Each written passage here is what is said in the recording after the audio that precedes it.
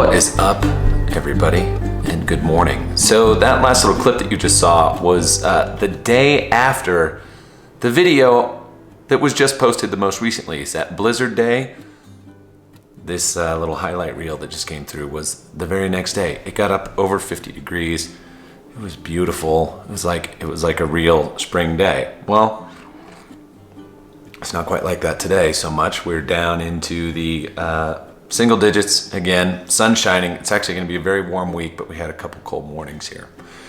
So what I wanted to show you in this particular video is that that sequence was shot in the yard that I did the overseeding on. Now, to give you an update on everything that happened there, and then we'll kind of walk through this footage that was shot down there. So did the kind of a top dressing to smooth everything out, used the GCI turf seed, and started to get a little bit of germination pretty quick. Within the first 4 or 5 days, we actually had some action happening out there. And then 3 days of very, very heavy frost, and it kind of shut down everything. It was just, didn't kill it, but it shut everything down. So that happened.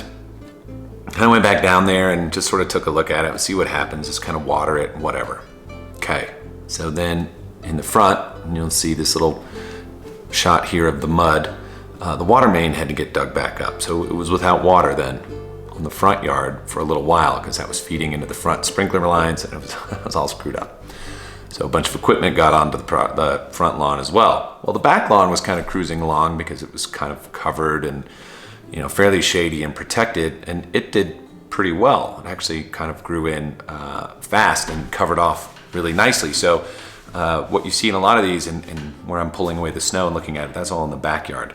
The front yard maybe ended up getting like 30 or 40% coverage, but closer inspection, there is still some seed. We're gonna see how that pops up coming up as things are warming. Now, there was a couple little spots where it looked like grass was trying to come up again, and that's not great because it'll probably freeze off and that'll be non-viable seed again. But no big deal, something that can be easily adjusted considering the shape that that place was in to begin with.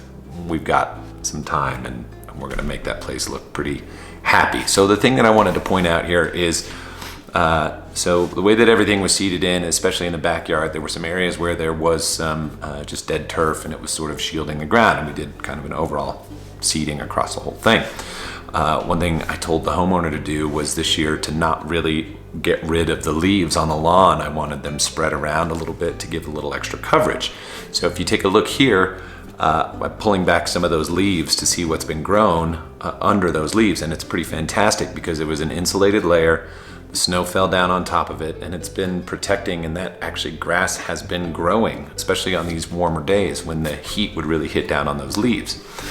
So this just goes back to sort of the natural cycle of how things can grow with just sort of natural coverage. When I talked about that in that video of the difference between a bare ground seeding and a natural seeding, this is exactly what I meant, is when you are able to just get seed onto the ground and it is covered, even if it's not covered with soil, it's just covered by plant matter, litter, whatever you call it, you're going to get germination out of that seed when the conditions are right. So now those areas where the most sort of little piles up of leaves were have the thickest turf underneath, and it is growing even though it is still wintertime. So it's going to be a fun one as we go through in the next couple of weeks. It's supposed to be still kind of mild down in the Salt Lake Valley, like mid 30s to 40s for the next little bit. So there's going to be some things happening down there, and I'll be able to get on that lawn before I am on mine here. Like, you know, there's still a couple of feet out back, and we're still in the middle of winter, so things aren't really going to change there. But that's really what I wanted to show today. This was just a quick little video with not really an update, but kind of a little, just a piece of information about that natural seeding versus bare seeding.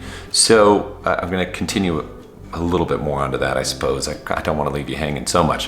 When I really want to clarify that, if you've got bare ground and you're trying to do just either a brand new seeding, or let's say it's an overseeding where most of the stuff is gone, or I don't know, bare spots. Let's just talk about bare spots. I mean, you have a couple of different options.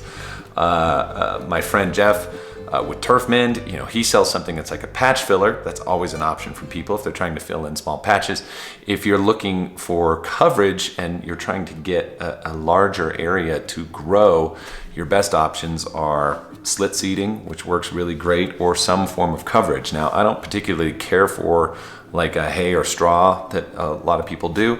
I prefer, if I'm going to do that, I have to cover with a little bit of a soil medium. I think that's better, whether that's a light compost or even a leaf compost with some soil additives, things like that.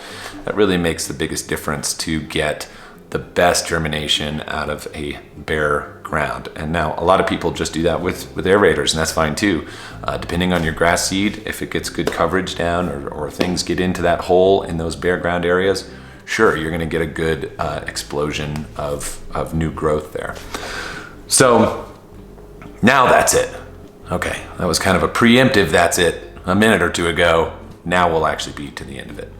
So anyway, I just wanted to share that with you guys real quick. Again, more stuff is gonna be coming here. It's really turning into spring. I get to go back down to Florida next week, and we'll hopefully be getting some stuff while I'm down there and get onto a couple of lawns for the week that I'm down there. So that's it. I'll talk to you guys real soon. See ya.